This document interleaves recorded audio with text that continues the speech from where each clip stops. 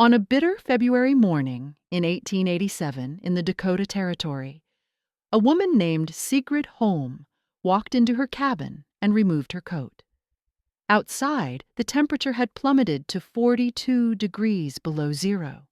Snow fell sideways, driven by wind that seemed to have a physical weight to it.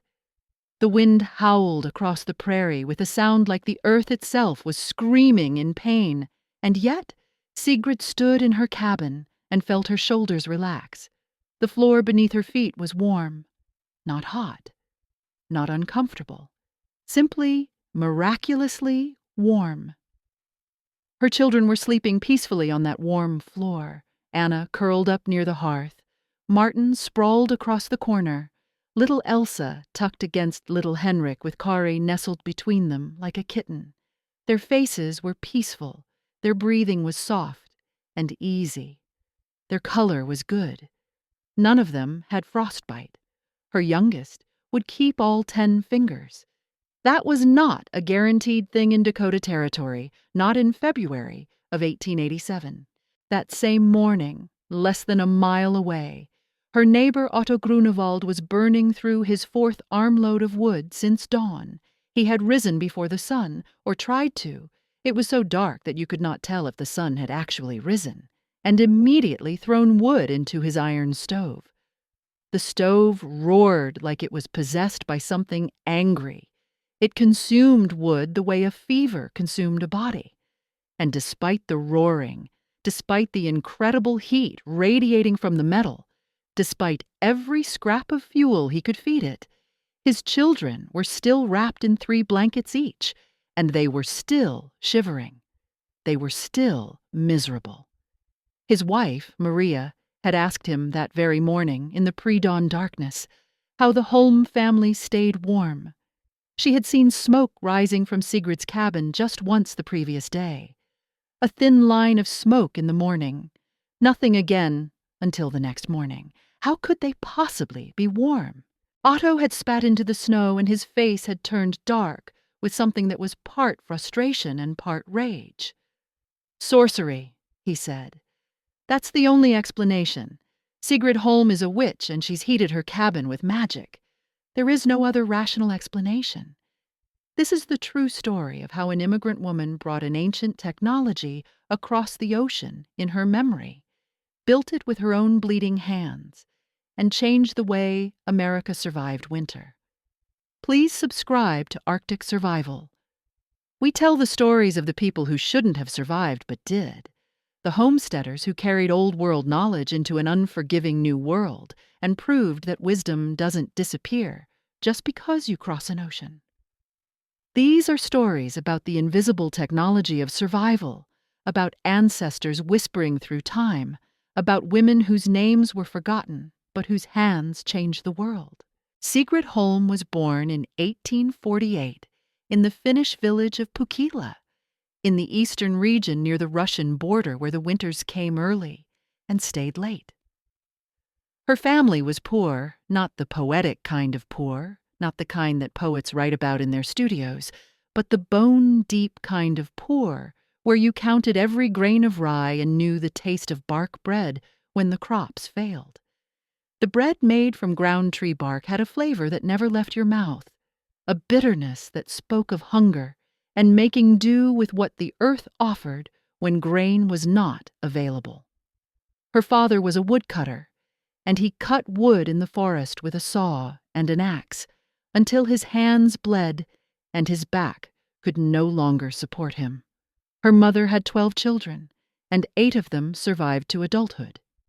8. That meant 4 died.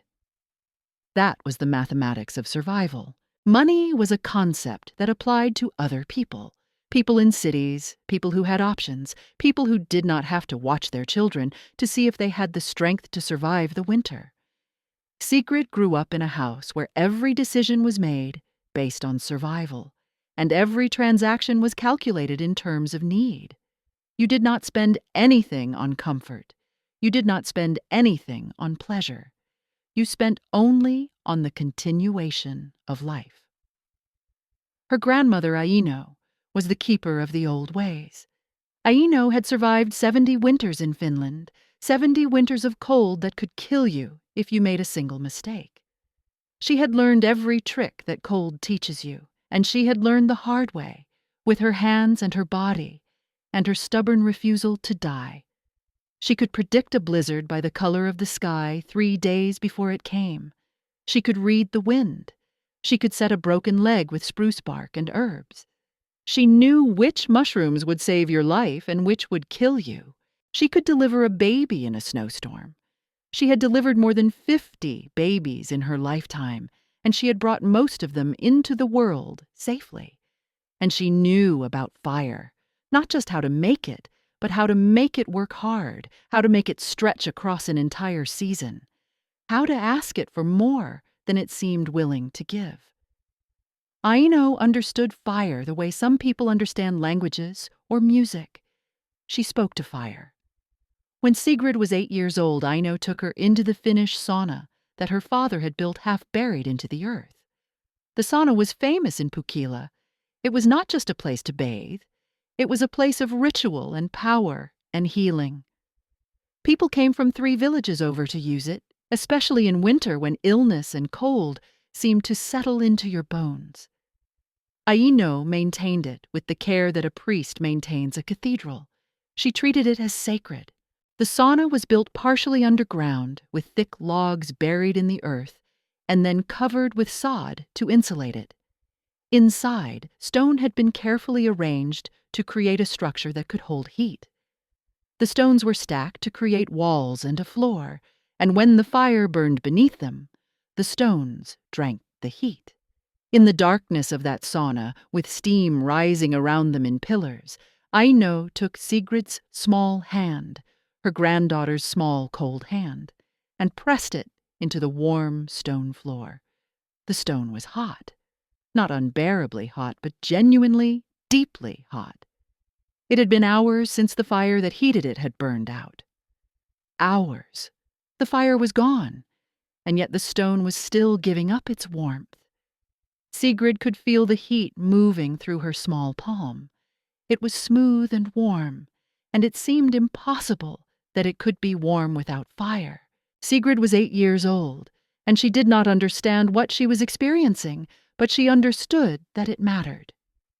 "Feel this," Aino whispered, and her voice was the voice of someone sharing a sacred secret, the voice of a grandmother passing on knowledge that had to be understood through the body before it could be understood by the mind. "This stone drinks the fire. Then it feeds the warmth back to us, slowly, slowly, for many hours, after the fire is dead. This is not magic, child. This is not even complicated. This is simply how earth and fire speak to each other. This is them dancing together. The fire gives. The stone receives. The stone gives. We receive. This is how the world is built." Sigrid was confused then. She was a child. But Aino continued, and her words settled into Sigrid's bones the way the heat from the stone was settling into her skin. The words became muscle memory. They became part of her understanding of the world. "Someday you will be far away, child. Someday you will be in a place where there is nothing but cold and wind and need. A place where the sky is too big and the winter is too long, and your hands will bleed from work. And when that day comes, when you think you cannot survive another winter, when your hands are bleeding and your children are crying, and you cannot see any way forward, remember this stone. Remember how it holds the heat inside itself. Remember that heat does not disappear just because the fire goes out. It only changes form. It hides inside the stone and waits to come back out. An entire winter lives inside a stone if you know how to ask it for that winter. Do you understand?" Sigrid did not understand. How could she? She was 8 years old and she had never left the village. She had never seen anything beyond the forest and the fields. But she nodded. And she never forgot them. This moment, this touch, this warmth, became the most important thing she would ever learn. When Sigrid was 23 years old, she married Henrik Holm. Henrik was not a man of great ambition or complexity. He was practical, reliable, competent with his hands, and he had heard the stories that everyone was hearing in the 1870s. Stories of America. America where land was free. America where you could claim land simply by saying you would improve it. America where a man could own something that was truly his, not rented from someone richer, not borrowed, not dependent on the goodwill of landlords and kings who did not care whether you lived or died. America was a country where the future was not already written. Your future was not decided at birth by the accident of your parents' poverty. Henrik was obsessed with America in the way that desperate men become obsessed with hope. He would talk about it in the evenings, describing land that stretched endlessly, freedom that was written into law, a future where his children could own something. In 1873, they made the decision that would change everything. They sold everything they owned, everything. Sigrid's wedding dress, she had worn it once, and now another woman would wear it or cut it apart for fabric. Her mother's Bible, which had been one of the few beautiful objects in their house. The small inheritance of land that Henrik's father had managed to accumulate over a lifetime of work. All of it was converted into money, which was then converted into tickets on a ship. With 3 children and Henrik's parents, they boarded a ship in Helsinki. The ship was called the Aino, named for the beautiful woman in the Finnish mythology, though Sigrid did not know this. They spent 6 weeks in a hold that smelled of human waste and desperation and sickness. The smell alone was something that Sigrid never forgot for the rest of her life. It was the smell of hundreds of bodies in a space meant for half that many. People were seasick constantly. People were dying. A woman near them gave birth to a stillborn child and had to wrap the body in cloth and give it to the sea. Sigrid helped her wrap it. She had not known the woman, but she helped her. By the time they arrived in New York, Henrik's father had contracted pneumonia. He was coughing blood by the time they disembarked. He died 2 days later in a hospital where Sigrid was not allowed to visit him. They buried him in a cemetery in New York City, far from home, far from Finland, in a grave that Sigrid never saw again, and she could not even speak enough English to say a prayer over it. By the time they reached Dakota Territory, after weeks of travel by train through a landscape so enormous it seemed to have no end, Henrik's mother had gone partially blind from the intensity of the sun, reflecting off the white snow across the prairie.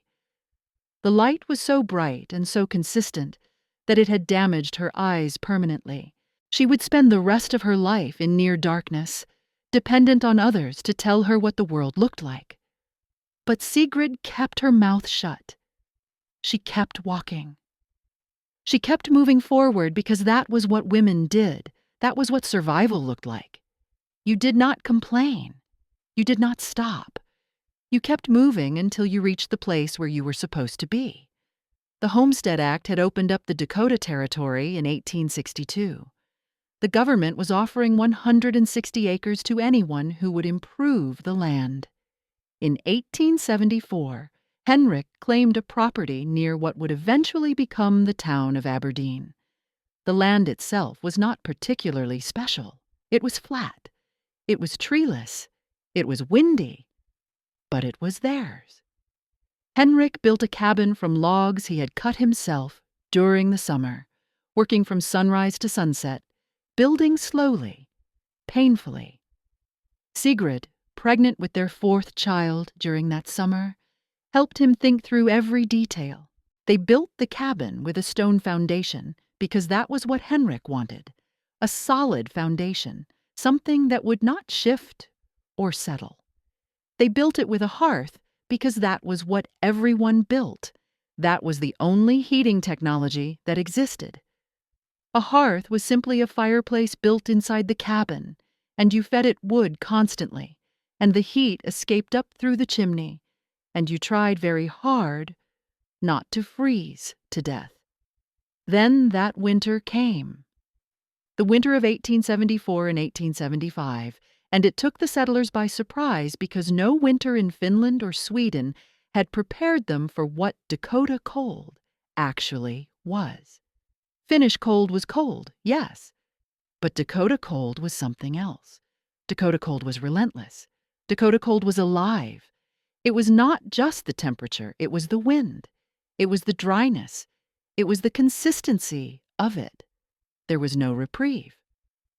That winter, Henrik and Sigrid burned through 60 cords of wood. 60 cords. 60 wooden towers stacked as high as a man could reach, each cord containing 128 cubic feet of split firewood. 60 cords. And they were still cold. Henrik died in the spring of 1875, not from the cold directly, but from the pneumonia that the cold had invited into his chest. He had stood in the snow too many times. He had exposed himself too many times. His body, weakened by malnutrition and exhaustion, could not fight back. He died in April when the ice was breaking on the river, and Sigrid was left with 5 children: Anna, who was 17, Martin, who was 14, Elsa, who was 10, little Henrik, who was 8, and Kari, who was only 4 years old. She was also left with a 160-acre claim that she was not legally allowed to own because she was a woman. Women could not hold claims under the Homestead Act. The claim had to be held in a man's name. And the Territorial Land Office sent a man named Douglas Yates to her property in June to inform her that because Henrik was dead, the claim was forfeit. She had 6 months to pay the filing fees, a significant sum of money that Sigrid did not have, or the land would be taken from the government and given to someone else. Someone else was always understood to mean a man. Men like Douglas Yates, or men who had money, or men who had connections to power. Sigrid had almost no money. She had her children. She had her hands. She had her grandmother's voice in her memory, and she had learned by that point in her life that those things were sometimes enough. That night, she went into the woods and cut birch bark and made tea the way Aino had taught her. The bark tea was bitter, almost medicinal, but it was something to hold in your hands when your hands were shaking. And she sat with that tea in her hands in the darkness of her cabin, with her 5 children sleeping around her, and she remembered the sauna. She remembered the stone that drank fire. She remembered Aino's voice. An entire winter lives inside a stone if you know how to ask it for that winter. And she understood, in that moment of desperation, that Aino had not been speaking literally. Aino had been teaching her something about endurance, about transformation, about asking the earth itself for help. By July, Sigrid had gathered her children and told them what she was going to do. She was going to dig beneath the cabin. She was going to build channels out of stone. She was going to build a fire system the way her grandmother had taught her, the way the old saunas in Finland worked, the way the earth itself wanted to work if you just knew how to ask. Anna listened and nodded. Anna was 17 and had already learned that her mother was the strongest person she would ever know. Martin nodded too. Elsa started to cry because she was 10 and did not understand everything, but understood enough to know that the summer would be hard. Little Henrik and Kari simply accepted what their mother said, the way children accept things when they have been taught that mothers know things that cannot be questioned. The science of what Sigrid was about to build is not magic, though it looks like it. It looks like witchcraft. It looks like impossible. But it is actually rooted in fundamental physics that has been understood for thousands of years. It is based on a simple truth that the Romans discovered, that the Koreans discovered, that cultures all over the world discovered independently. Stone and clay have thermal mass. That means they absorb heat slowly and release it slowly. Thermal mass is the capacity of a material to absorb heat energy and store it as internal energy. When you heat a stone, you are actually increasing the energy of the molecules within that stone. Those molecules move faster. That movement generates heat. And when you stop adding energy to the stone, when the fire goes out, those molecules continue to move, and they continue to generate heat. And they continue to do this for hours and hours afterward. The underground combustion channel system that Sigrid planned to build, what the Koreans called an ondal, what the Romans had called a hypocaust, works by directing the hottest part of a fire through a confined underground space beneath the dwelling. The combustion chamber where the fire actually burns reaches temperatures of 800 to 1200 degrees Fahrenheit. That extreme heat is not allowed to escape up a chimney and into the sky the way it does in a traditional above-ground stove. Instead, it travels horizontally through a stone-lined channel system positioned directly beneath the cabin floor. As the superheated gases and smoke move through these channels, they transfer their energy directly into the surrounding stone and clay. The entire floor of the cabin becomes a radiator. The stone absorbs BTUs, British thermal units, the measurement of heat energy, at a rate that ensures efficient transfer while preventing the floor itself from becoming dangerously hot.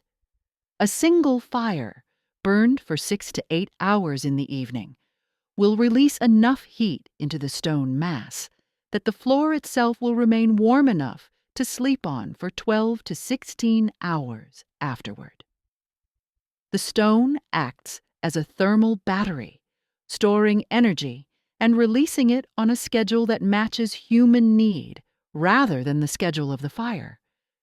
And because almost none of the heat escapes up a chimney the way it does in a traditional above-ground stove, the efficiency is extraordinary. A cabin heated by this method uses 60 to 70% less wood than a cabin heated by a cast iron stove. The system is invisible. The floor is warm. The technology lives entirely beneath your feet, where you cannot see it, but where you can absolutely feel it. On July 15th, 1887, Sigrid and her children began to dig. They dug beneath the west side of the cabin, the side that faced the worst of the winter wind. Sigrid had planned the system carefully over the winter, sketching it into the frost on the windows when her fingers were cold. She had sketched it into the dirt with a stick, measuring it with her own body. The firebox would be positioned against the exterior wall, outside the cabin, where the fire could be fed from outdoors without anyone having to go inside and out repeatedly. She had seen too much waste in the way Henrik had fed fires, constantly opening and closing the cabin door, letting the heat escape into the wind.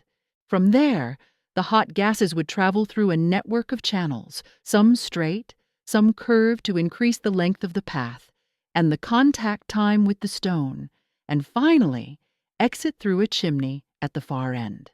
The entire system would be constructed from flat stones that Sigrid and Anna had hauled from the riverbed during the early summer, their skirts wet and heavy, their feet slipping on the smooth river rocks. The clay would be mixed by hand with straw from the previous year's harvest, the straw that had protected the root vegetables in the root cellar during the winter. The digging was the hardest part. The earth was harder than anyone expected.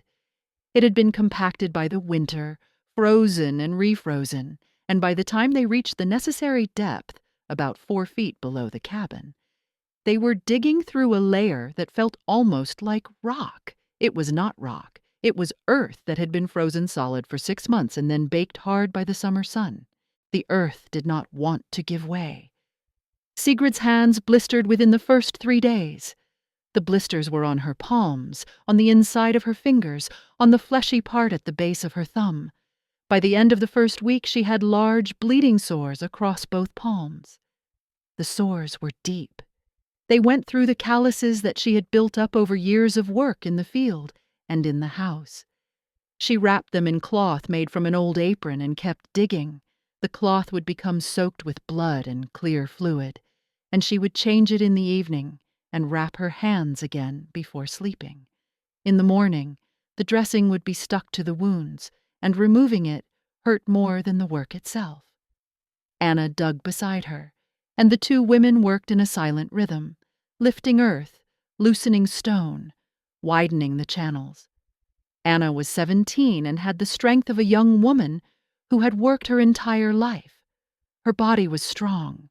Her hands were already calloused, but even Anna's hands began to hurt by the third week. The two of them developed a kind of poetry in their movement. When Sigrid lifted, Anna loosened.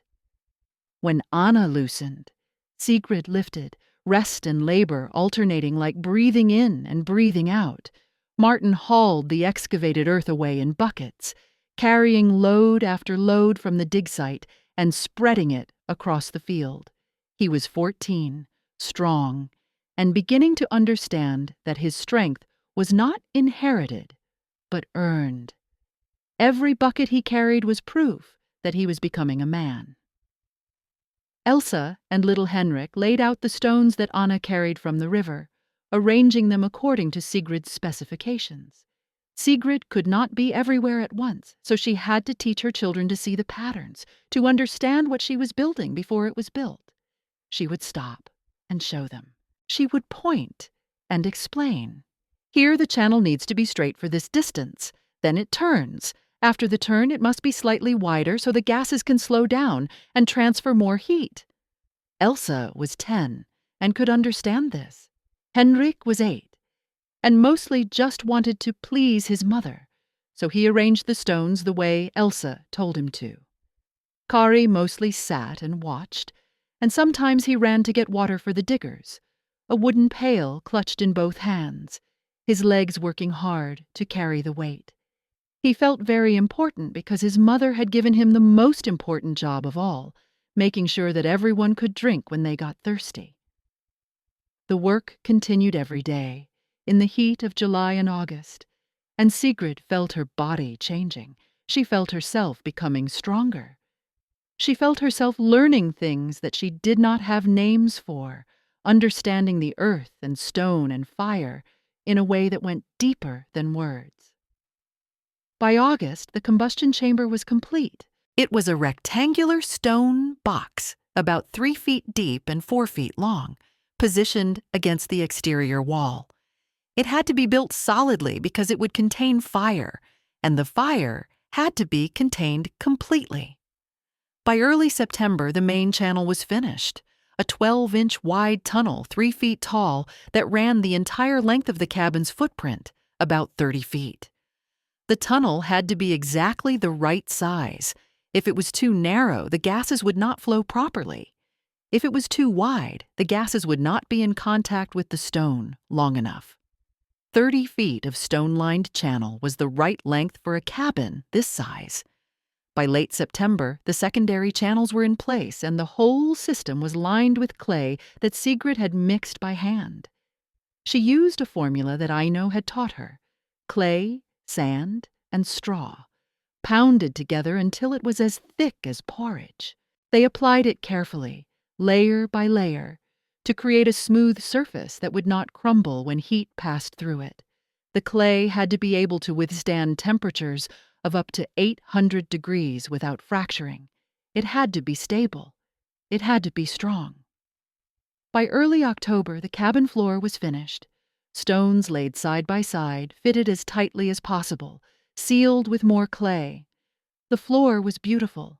It looked simple, but it was the result of months of work and an understanding of physics that had been passed down from grandmother to granddaughter across centuries and across an ocean. Sigrid stood in her cabin in October and looked at her work. Her hands were scarred. Her back screamed when she moved. She had lost 15 pounds over the course of the summer. Her nails were black from dirt and would take weeks to become white again.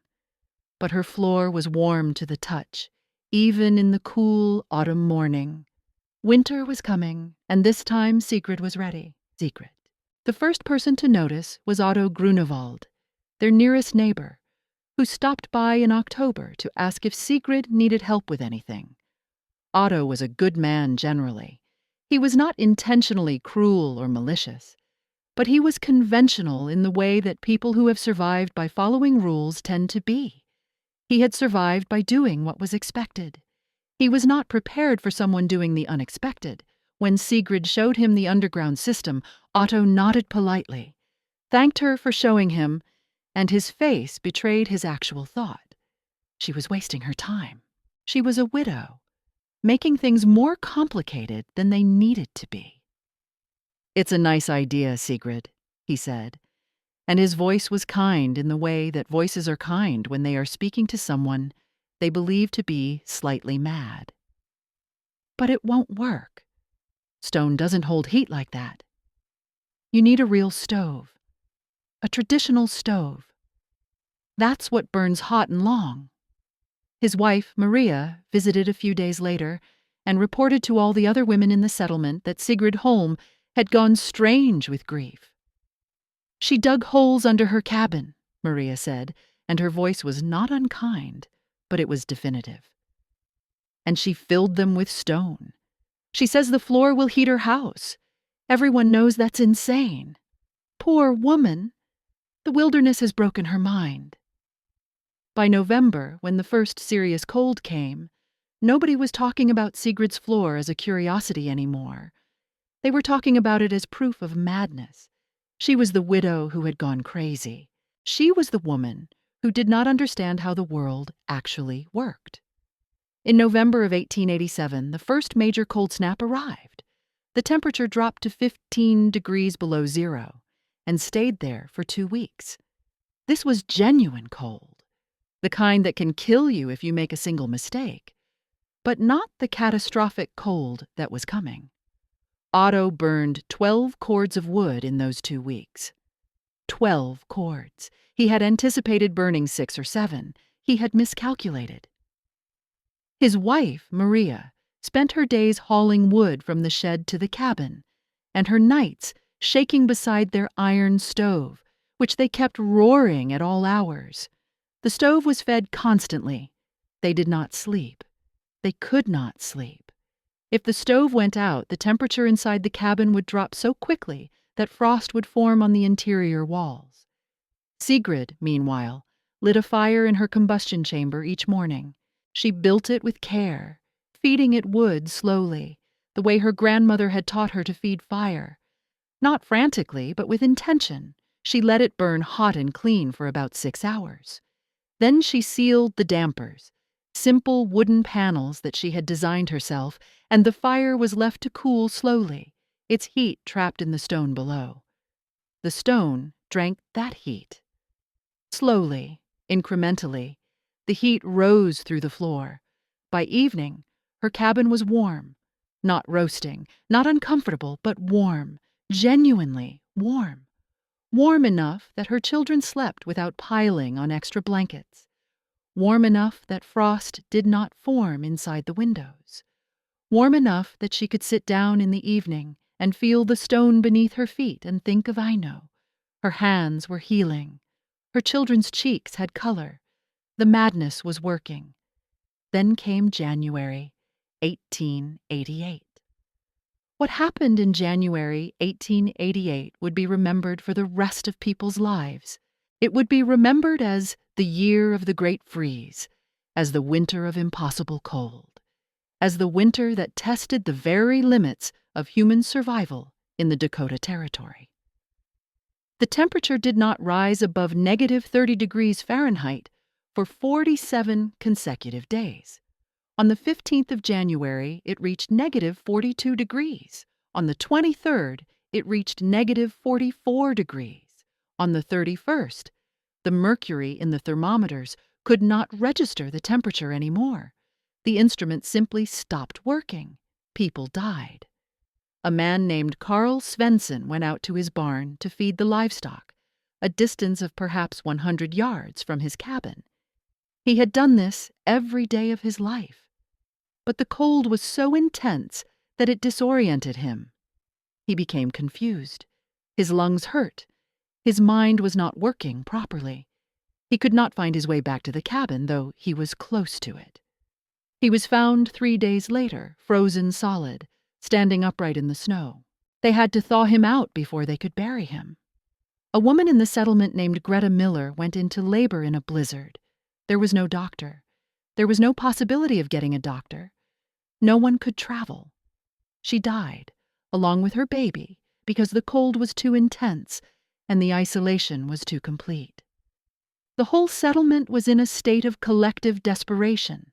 Livestock froze where they stood in barns. Water froze solid in buckets left inside cabins. Fingertips and toes turned black from frostbite and fell off. The mortality rate among the elderly and the very young approached 40%, and people began to burn their furniture. Otto burned his table. He burned one of his kitchen chairs. He and Maria burned a wooden cabinet that had been a wedding gift from Maria's mother. They burned the legs off of beds. They burned floorboards. And it still was not enough. The cold had turned into a weapon, and the weapon was winning.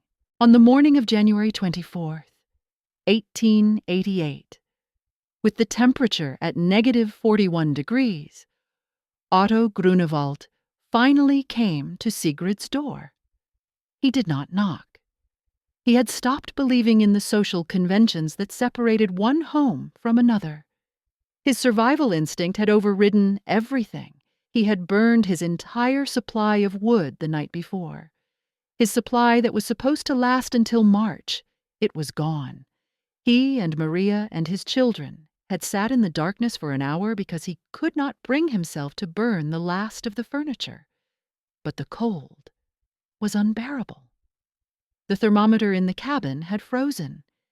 He did not know how cold it actually was inside his own home. He knew only that it was impossibly, defiantly cold. He knew that his children were lying in a pile of blankets and furs, barely moving, barely breathing, trying to conserve heat the way animals do before hibernation. He knew that if something did not change, his children would not survive the winter. He walked to Sigrid's house, a distance of perhaps a quarter mile, through cold that was so intense it felt like a physical force trying to kill him. The cold tried to get in through every gap in his clothing. It tried to steal the heat from his body.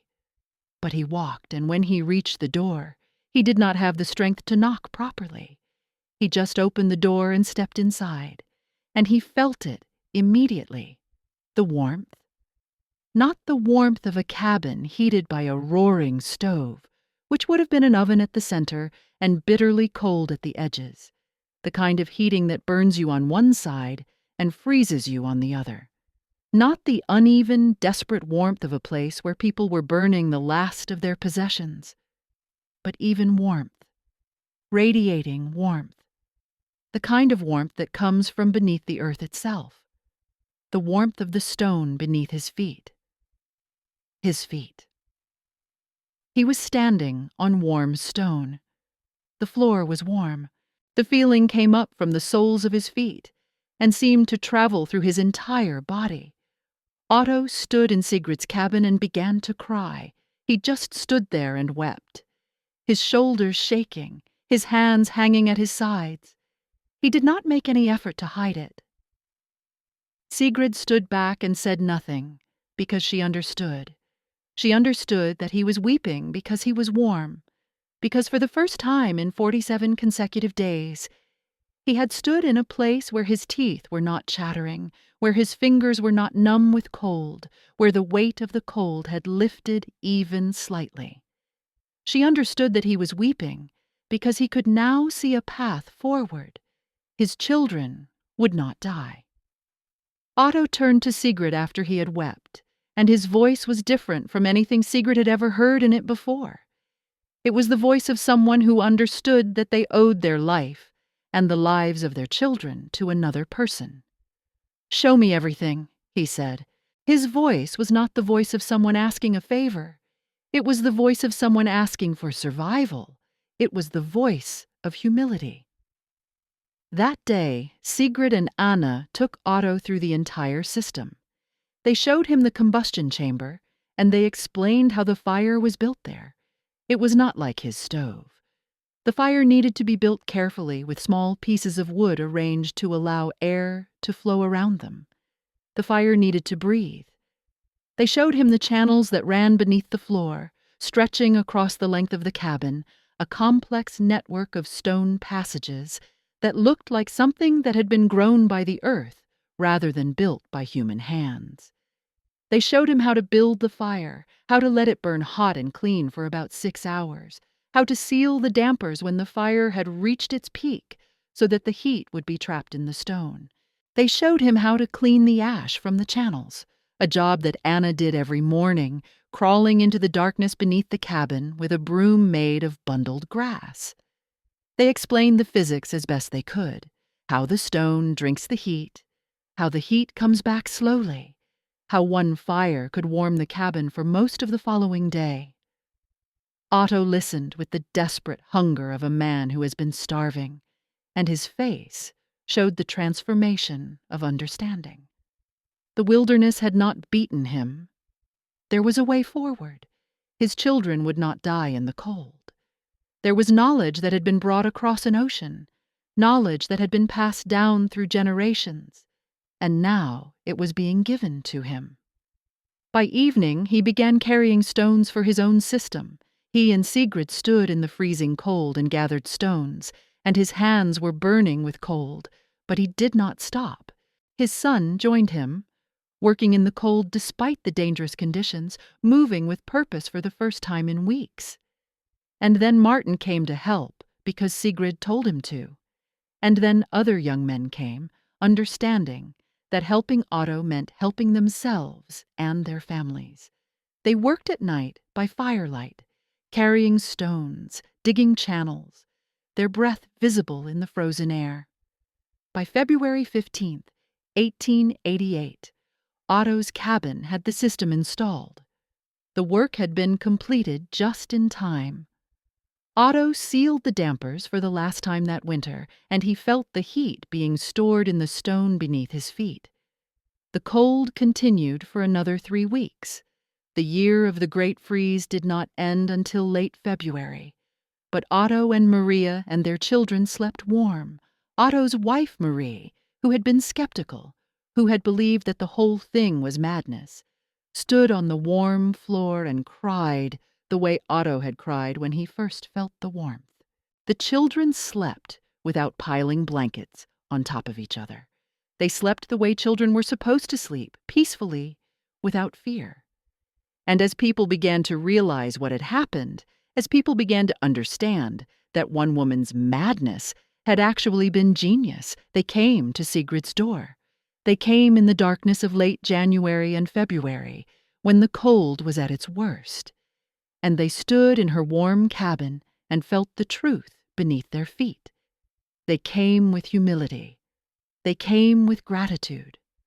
Some of them came with apologies.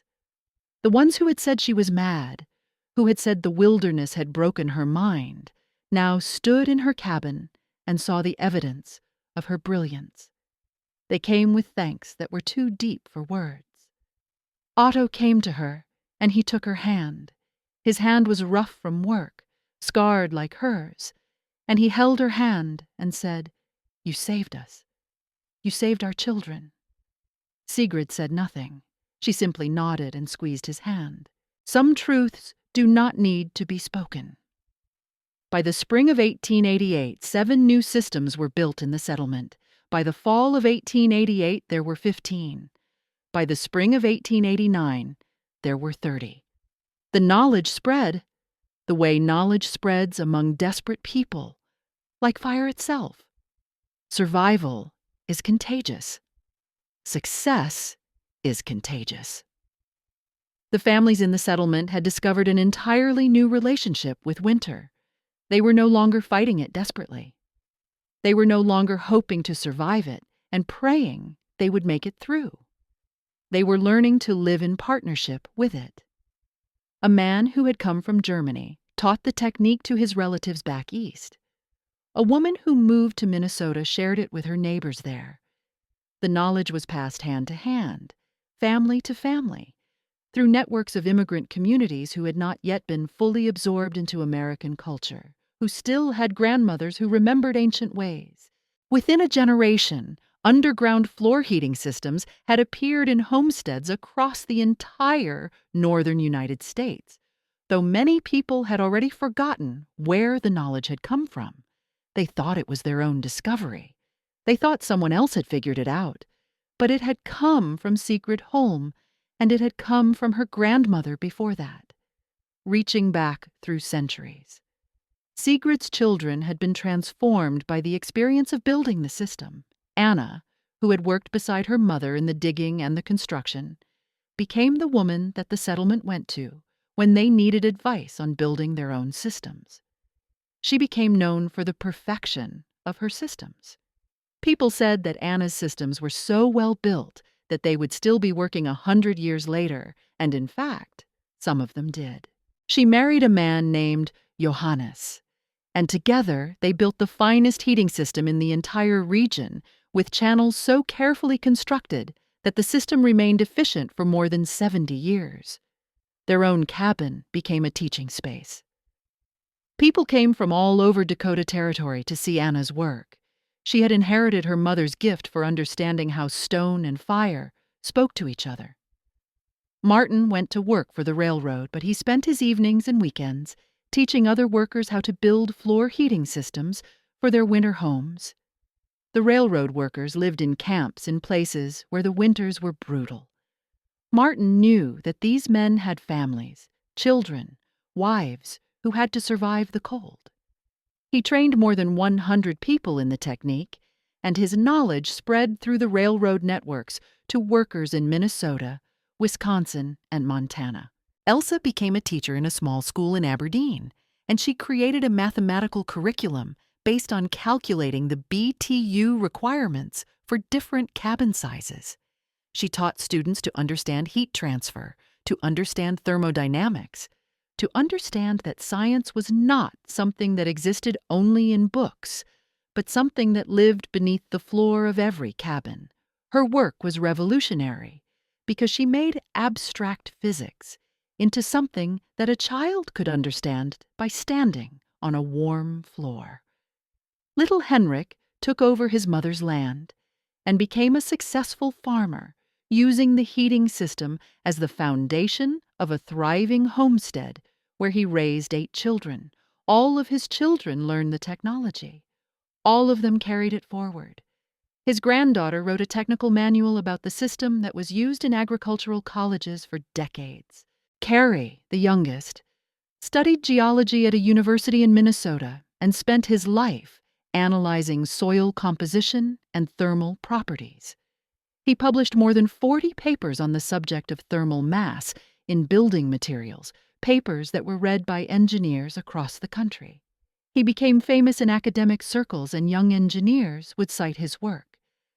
But Kari never forgot that all of his understanding came from his mother, who had learned it from her grandmother, who had learned it from the ancient knowledge of the Finnish people. All 4 children carried their mother's knowledge forward.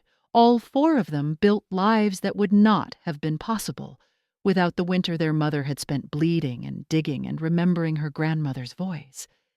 They were proof that one woman's determination could change the course of history for generations. Sigrid lived to be 78 years old. She lived to see her grandchildren born. She lived to see the technology spread across the continent. She lived to see the world change. She died in 1926, in her cabin on a stone floor that was warm because someone had lit a fire beneath it that morning, just as she had done nearly every morning for almost 40 years. Her body was found by Anna, and her last words, if she had last words, were lost to history. But her work remained. Her cabin still stands today, though it is preserved now, protected as a historical landmark.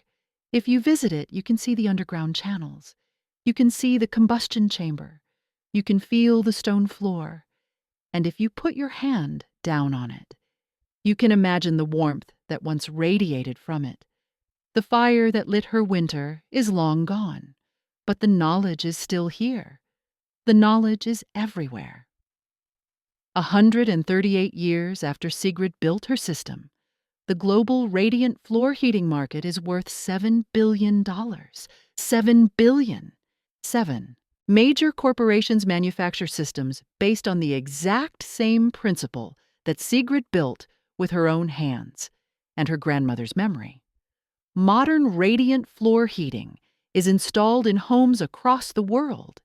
In luxury apartments in Manhattan, in hospitals in Tokyo, in schools in Copenhagen, in homes across Europe where the technology is so standard that people forget it was ever revolutionary. But it is revolutionary. It is revolutionary because once you understand the principle, once you understand that stone can hold heat and release it slowly, once you understand that efficiency is a form of power, you begin to see the whole world differently. You begin to see that the old ways are often the best ways, not because they are old, but because they are true. In the village of Pukkila, in Finland, there is a small museum dedicated to the history of sauna technology. Among the exhibits is a photograph of Sigrid Holm, taken in 1895 when she was 47 years old. She is standing in front of her cabin with her hand resting on the log wall. Her face shows every year of her struggle. The lines, the weathering, the exhaustion that no one ever really recovers from. Her hands are visible in the photograph, and you can see the scars from the digging. You can see the strength in them. But her eyes show something else. They show a woman who has built something that will outlast her, something that will transform her community and generations beyond her community. She is looking at the camera, and her expression says, "I was right, and they were wrong, and this matters." I know Sigrid's grandmother died in Finland and never knew what her granddaughter had accomplished in America. But if she had known, she would have recognized it immediately. A woman taking the old ways and making them new. A woman remembering what the stone remembers. A woman asking the earth to speak and hearing it answer. This is the power of ancestral knowledge. This is what happens when wisdom is not discarded, when the old is not treated as worthless, simply because it is old. Sigrid Holm proved that the future can be built from the past, that an immigrant woman with bleeding hands and a grandmother's memory can change the course of history. She proved that survival is not just about being stronger or richer or more powerful than the cold. It is about understanding how the world actually works and working with it instead of against it. It is about asking for help from the stone, from the fire, from the knowledge that has been passed down through generations of people who learned how to live in the cold. The next time you stand on a warm floor on a cold day, the next time you feel that gentle, radiant heat rising beneath your feet, you are standing on the legacy of an immigrant woman who remembered her grandmother's voice and built a future out of earth and stone and fire. And that future is still warming the world. Her cabin is still warm. Her children's children are warm, and somewhere in the DNA of modern heating technology, in the physics that engineers study, in the radiant warmth that surrounds us, is the voice of a Finnish grandmother teaching her granddaughter to listen to what stone has to say. Until next time, stay curious, stay warm, and remember, the best technology is often the oldest technology. It just needs to be remembered by someone brave enough to build it.